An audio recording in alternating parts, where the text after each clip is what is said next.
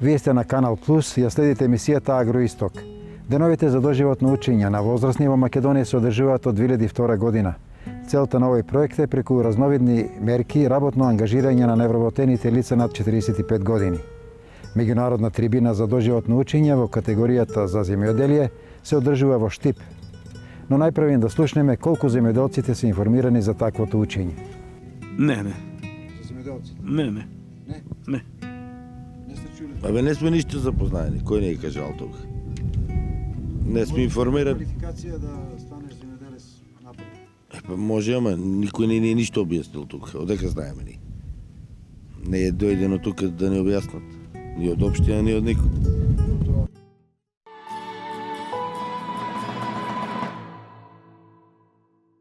Одиме со првиот прилог посветен на доживотното учење на земјоделците, на кој учествува представници од Шпанија, Португалија, Романија, Бугарија, Турција, Босна и Херцеговина и Србија. Најголем дел од невработените во земјата, односно околу 30% се на возраст од 45 и 55 години. Преку образование и доквалификација овие граѓани можат да станат конкурентни на пазарот на трудот и да најдат работен ангажман.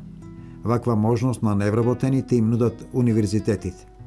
Штипската образовна установа Отворен граѓански универзитет за доживотно учење Ванчо Прке е организатор и домаќин на тридневна меѓународна работилница за имплементација на добри земјоделски практики во овој сектор. Проектот се однесува исклучиво на работа во областа на земјоделието. Фактички проектот трае две години и е базиран на истражување на потребите на земјоделците од обуките во наредниот период. Инаку ние како држава и како Балкан настапуваме во рамките на овој проект како едноставно искуството што ќе ги стекнеме во соработка со државите од Европските унии кои што се членки партнери на овој проект, ние ќе бараме да ги пренесеме на територијата на Балканот. На работилницата која е во функција на размена на искуства со развиениот свет, учесниците ги презентираа сопствените искуства, но и дојдоа овде за да се стекнат со нови сознанија од домакините. I come from the University of Cartagena in Spain.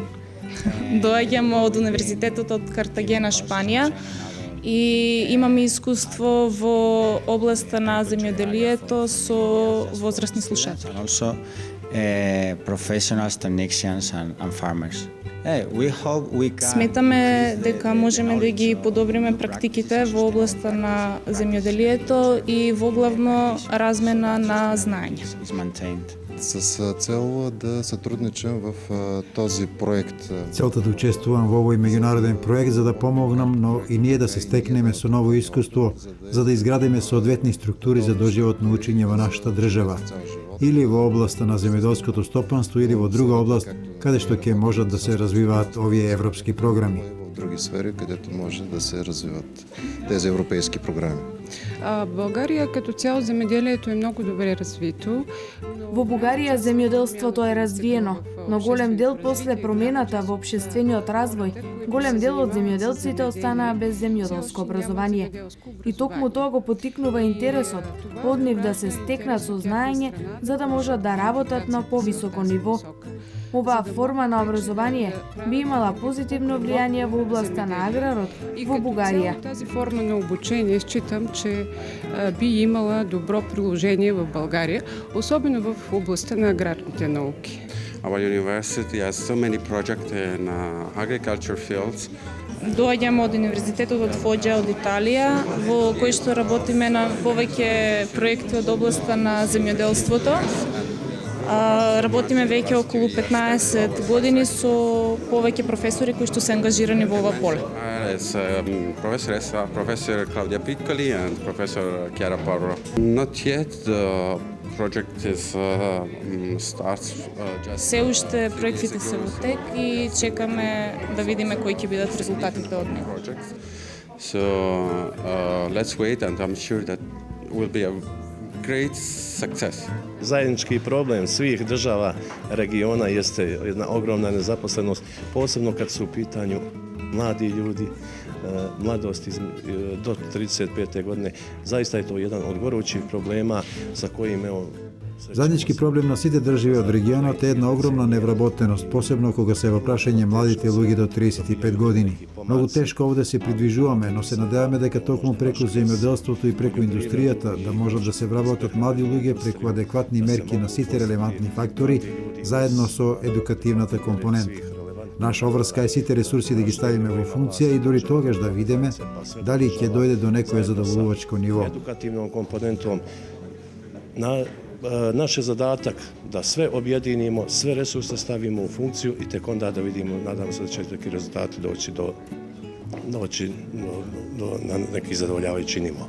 Mi smo uspešno zatvorili pre nedelju dana jedan veliki trogodišnji poljoprivredni projekat u oblasti reforme visokog obrazovanja u Srbiji, Bosni i Hercegovini, Agrivok. Ние пред една седмица успешно затворивме еден тригодишен проект во областа на реформите за високото образование Агривок. Овој проект кој денес го отвораме се однесува на институциите од претходниот проект. Iz reforme kurikuluma u visokom obrazovanju preneti na institucije koji razvijaju kurikulum za obrazovanje odraslih u tom domenu, znači obrazovanje odraslih. Гостите од балканските и европските држави ги поздрави првиот човек на Штип, примариус магистер Илчо Захариев. Тој накратко ги презентираше стопанските потенцијали со кои располага Штип. Интересно е, во времето на поранешна Југославија бев војник во Војно-медицинска академија и отидов во едно место Свилајнаc се вика и таму работев во аптека. Но таму имаше курс за пекари и јас го завршив тој курс. Што ми е зборот? Значи, без лекови и без храна ништо не бидува. За мене земјоделието е едно од најважните гранки во богатото штипско стопанство. Имаме развиено полјоделство, имаме многу лозарство развиено. Значи имаме 3 винарии и произведуваме над 30 милиони литри вино. Тие се наоѓаат на пазарите од бившиот Советски сојуз, Западна Европа, поранешна Југославија. Сме меѓу најголемите производители на вишна во Македонија. Комплетен извоз имаме за Франција. Најголеми производители во Македонија сме на раноградинарски производи, Екоаза Самантов. Инаку да ви кажам дека имаме развиено сточарство. Во околината на Штип се одгледуваат највеќе овци во Македонија. Имаме 70.000 овци, да знаете. Не да жителе едно овце имаме. Развиено имаме пчеларство, имаме и ловен туризам. Во Штип и регионот постојат идеални услови за развој на дејности во областа на аграрот. Во наредните 2 до 3 години ќе се практикуваат мерки за покренување на самовработувачкиот дух кај невработените лица преку разновидни мерки за отворење на сопствени бизниси.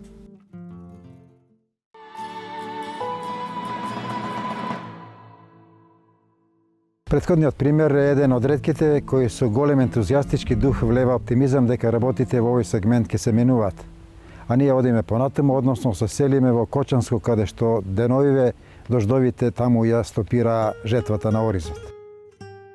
Земјоделците од Облешевско и Подлашко во деновите на викендот реагираа дека обилните врнежи од дожд им ги наполниле нивите со вода, заканувајќи се да го уништат родот. Во атарот на Облешево и Контиранци полните вади се излееа во ризовите ниви, натежнати од богатиот род. Производителите велат дека штетите ќе бидат големи како од аспект на приносите, така и од квалитетот на арпата. Проблем ќе имат луѓето со жетвата. Буквално 50% од овие површини ќе останат неожнеани. Поплави има како и пролетта што имаше скоро, иците поплави. Па скоро околу 1200 декара се поплавени. Па причината е, значи обилните дождови, меѓутоа причината е касната сидба. Ако сидбата беше на време, до 1 мај, и ако се чистеа на каналите, немаше да овие работи да дојде. Причината е повеќе поплавата што се поплавени у ризните полиња, што не е очистена масленица од захватот горе на водата до брегалница, што не е изчистена масленица и затоа е причината овде поплави се јавуваат. И зимниот период и сега пак. Високото ниво на подземните и површинските води поплавија и подрумски простори, дворни места и помошни објекти. Проблемот е прво каналите не се ни изчистени и водата ни доваѓа, дозволува се да дојде до ушталите дома, до кочини, до селска куќа, се има стоката ни у вода и тоа е. Многу не вода, стално не фаќа вода. Лет, стално доваѓа вода и лани и полани, сека води. Сега ни е поплавено штала, кочина, амбар, гаража, трактору ни у вода. Врнежите предизвикаа дополнително пролонгирање на жетвата, па сега земјоделците стравуваат дали воопшто ќе стигнат да ја соберат реколтата. Иако е средина на октомври, жетвената кампања се уште е на самиот старт, што значи дека главното доправа доаѓа, а временските услови се речиси невозможни. Загриженоста на земјоделците ја зголемуваат и метеоролошките прогнози, кои најавуваат променливо и претежно врнежливо време до крајот на октомври и првата половина на ноември. Во подлошко земјоделците пријавија дека надојдените води ги поплавиле градинарските и индустријските култури, што ќе предизвика големи штети, бидејќи од влагата и калта родот буквално ќе скапе во нивите.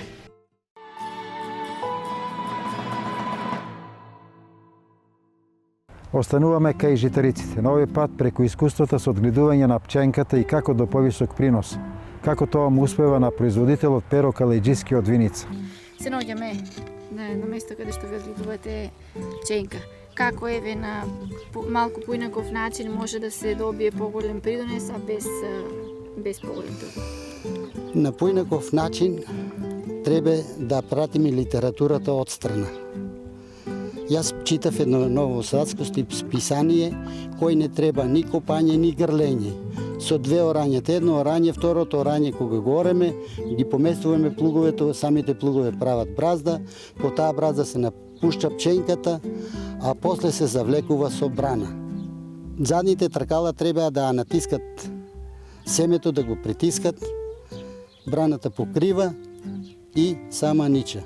После нема копање, нема грлење, него нема ѓубрење, само треба да се знае кога да се напрска со фолијарното ѓубре. Фолијарното ѓубре е инфузија на, како инфузијата на човекот болен, така на царевицата инфузија на со фолијарно ѓубре. 2 пати, 3 пати е напрска на фолијарно ѓубре, јас сум задоволен, пошто гледам на секој корен има по 2 и 3 класта. Иако не е наводнување на рит, кој вика дека не се раѓа ни овес, а камоли пченка. Ево гледате дека пченката 2 пати е прскана од трева, нема трева и ево ја одгледуваме со смерак.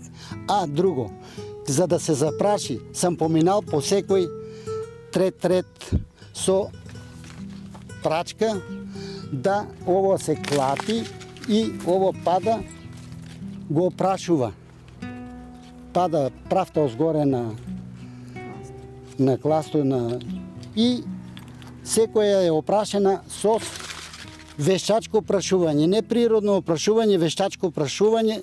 Јас сам поминал у секој трети ред вака, 2 реда гурам, тие се клатат озгоре и падат на таа косата што е на класто. И доди до опрашување секој класте што засече пченката, штом првите пескули излезнат, се поминува еднаш или 2 пати за да се опраши секој класте и да имаме добар принос. Jer Колку декари е, колку очекувате? Ево тука е скоро 2 декара, јас очекувам 1500 килограма најмалку. Очекувам од 700 кила по декар, сигурно. Jer не можеме ние од 5 декара, од 6 да добиеме само 600-700 кила, него треба од декар да добиеме 300-350 до 400 килограма пченка, ронет. А не, али треба да се знае кога да се напрска, кога да и се даде, кога да се заштити од тревата, кога да и се даде инфузијата.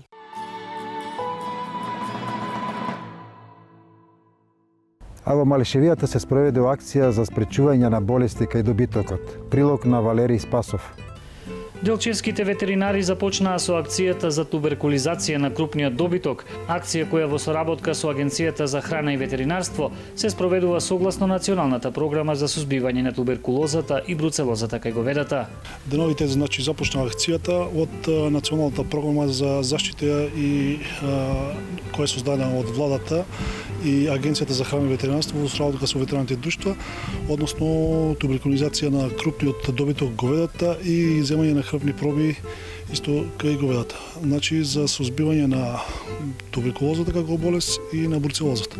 Самата акција тече најнормално. Бруцелозата односно акцијата за бруцелоза е земање на крвни проби со цел испитување на крвта кај говедата. И се состои од туберкулизација, како што кажав, а тоа е аплицирање на туберкулин, односно во областа на вратот на говедото, значи почистување на кожата, пострижување, мерење на дебелината со кутиметар и аплицирање на туберкулинот. По направените анализи кај говедата, постапката за откривање на евентуалните позитивни случаи трае 72 часа, истакнуваат ветеринарите.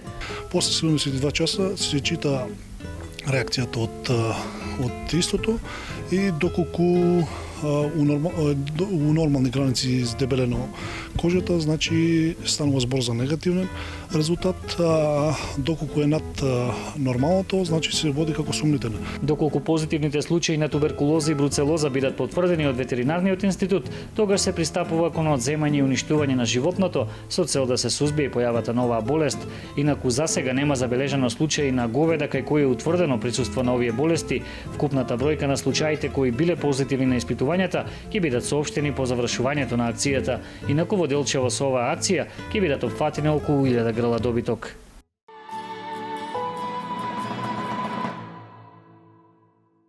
Остануваме со тема поврзана со сточарството. Следува рубрика Вие прашувате, ветеринарот ви одговара.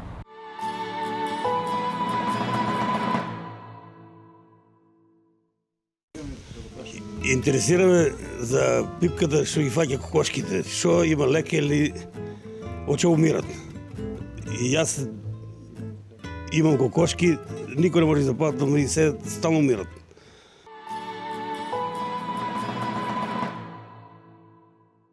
Во врска со прашањето на гледачот, значи одговорот од ветеринарите би бил дека тоа е болест која се јавува кај живината, најмногу страдаат кокошките, додека водените, значи патки, гуски се заболуваат, но не имаат некоја јака клиничка слика. Значи, една од основните работи кои треба да напоменеме дека се работи за вирус. Вирусот многу лесно навлегува во едно одгледувалиште, значи преку облеката, преку донесување на живина со непознато потекло, па дури од една фарма во друга може многу лесно да се пренесе и човекот како фактор. Сега, битна работа за пипката е дека кај нашите одгледувачи обично ја приметат кога се појави болеста во еден поголем обем и тоа е акутна форма на болеста, значи и најчесто кај во нашата средина, кај што поголем број од живината за краток период до некој 24 часа угине. И остане некој мал број на живина, која исто така представува голем проблем затоа што представува клицоноша, односно го одржува болеста во тоа одгледувалиште. Што значи дека за да може да се спречи ваквата појава, пред се е битно од каде ги набавуваат под младокот, дали се пилиња, па ги чуваат или пилиња за кокошки и носелки, значи да бидат од фарми кај што се континуирано спроведува оваа вакцинација. И доколку од непознато место набават пилиња, потребно е да извршат вакцинација. Значи во првиот месец од староста на кај пилињата се врши вакцинација и континуирана вакцинација 2 пати годишно, затоа што самата употребливост, односно имунитетот кој го дава вакцината е од 5 до 6 месеци. Се практикува најчесто на пролет и на есен, да одгледувачите си взимаат вакцина. Вакцината се става во око и во нос по една капка. Тоа е доза која важи и за пиле и за кокошка, или доколку им е тешка манипулацијата, можат во водата за пиење. Значи, превентива постои, лечењето не дава успех, затоа што се работи за вирусна инфекција и со оваа превентива 100% има заштита на одгледувалиштето на живина. И уште една работа, значи, каде што се појавила болеста, неопходно да се изврши дезинфекција. Значи, вирусот е доста отпорен и престојува во надворешната средина подолг период на 20 степени, отпорени на ниски температури, така да и со следниот насад на живина повторно има опасност за појава на болест. Исто така хигиенските мерки во самото одгледувалиште, значи од едно во друго, посета на друго место кај што има живина, потребно е да се направи дисбариера која се влекува во сопствената кокошарник или поголемо одгледувалиште. Да кажеме накратко и за симптомите. Кои се првите симптоми? Значи, симптоми на болеста во акутниот тек, кој е исто најчест, се работи за болест која предизвикува пореметувања во дишните органи и на цревата. Значи, има и нервни симптоми, меѓутоа најчеста е таа со дишните органи, значи има една цианоза, односно модра креста кај кокошките, и тоа е еден од знаците и луѓето ја препознаваат како пипка. Живината, значи, има опуштени крилја и не може да се движи, и ради поголемиот секрет кој го има во респираторните патишта, тресе со главата, така да тоа е и општо познато кој е како класична клиничка слика. Кај некој мал број на живина се појавуваат и пролеви, жолто-зеленикава боја, сивкасто-зеленикова, а кај некој дури и малку, значи зависно ако се добро храната, има добра отпорност, значи не мора да значи дека 50 до 80% живината ќе со самото влез на инфекцијата во стадото ќе има смртност, него може да се јават поблаги форми. Значи, исто така опуштеност на крилјата, невеселост, и сето тоа доведува да сами почнуваат да лечат, меѓутоа лечењето со антибиотици само ги смири секундарните бактериски инфекции. Вирусот престојува во самото одгледувалиште и при првиот пат на имунитетот во дали лоша храна, промени во надворешната средина, се појавува, значи, прво пореметување на воносењето на јајцата и букне одеднаш како акутна форма која веќе споменав.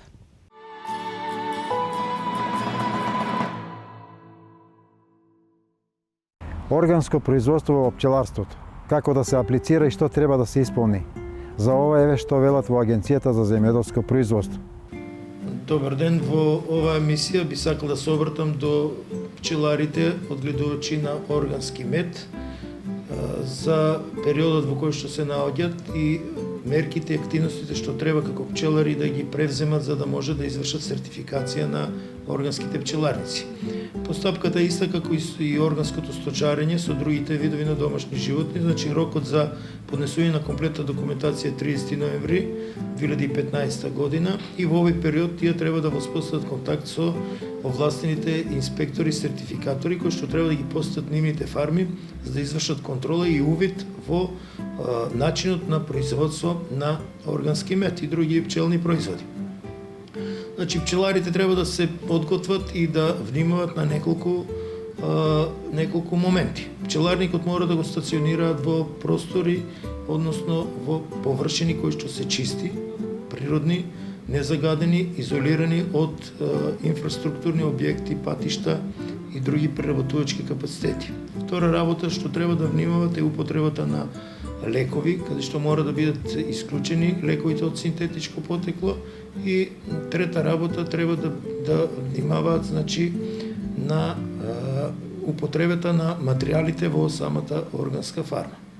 При заштитата од болести штетници треба да се знае дека во пчеларењето е дозволено употреба само на хемикали кои што ќе се стават во стапици, значи по точно утврдени локации, за да не доаѓа до ширење на несаканите хемиски елементи на другите растенија кои што може да бидат предмет на исхрана на незагадените или односно здравите пчелки. Друга работа во пчеларниците треба да се внимава дека кога се врши дезинфекција, мора таа да се врши со помош на пареа или со помош на пламен. И тука не е дозволено дезинфекција на некакви други хемикали или средства кои што може да предизвикат пренос на тие хемикали и средства во производите од пчели, односно мед, восок, полен и така натаму. Исто така треба да се знае, исто како и кај домашните животни, дека и во пчеларството е забранета употребата на лекови од синтетичко потекло и тука имаме една листа на препарати кои што се дозволени во пчеларството. Така да, пример, тук се користи оксалната киселина, лимонската киселина, салицилната киселина, други видови мравја киселина и други видови на препарати кои што се дадени во прегледот на листи на дозволени средства во лекувањето на пчелите. Тоа е сето составен дел на правилникот кој што е издаден од страна на Министерството и кој што е утврдено точно што може да се користи во органското пчеларење.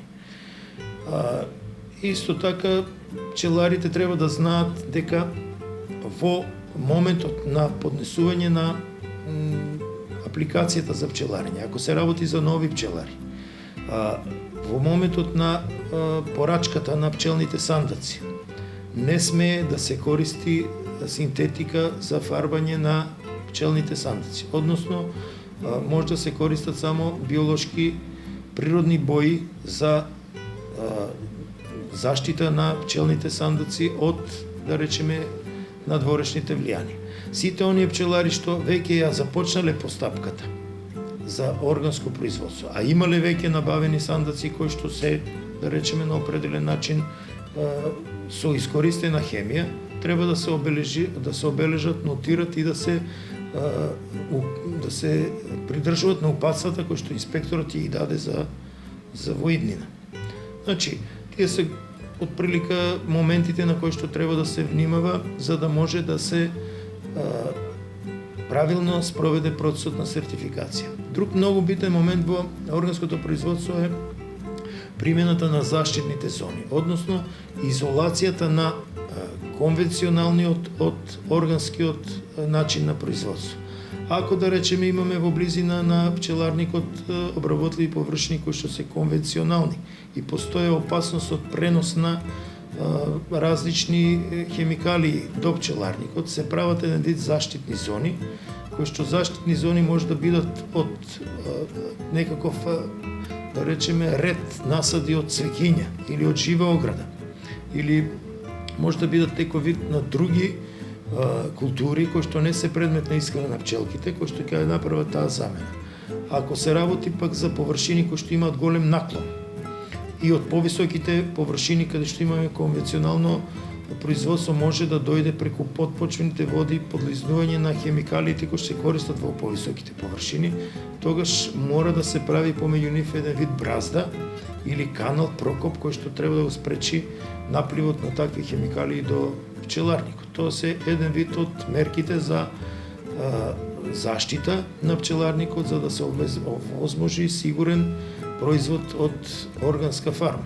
И исто така знаете дека во органското производство не смеат да се користат пластики за складирање на производите од мед. Пластиката е строго забранета во органското пчеларење, значи медот треба да се складира исклучиво во стакло или росвет, или во исклучителни случаи со дозвола од сертификатора да се користи прехранбена пластика, но никако пластиката што се користи во секојдневнието не смее да се употребува во производството на мед и складирање на други пчелни производи. Значи, тие се некои основни показатели за органското пчеларење кон кои треба да се придржуваат пчеларите и после извршената контрола од сертификаторот и констатирање на состојбата следува, значи, одлука по инспекција, после која одлука по инспекција се добива или не се добива сертификатот за органско производство во преод.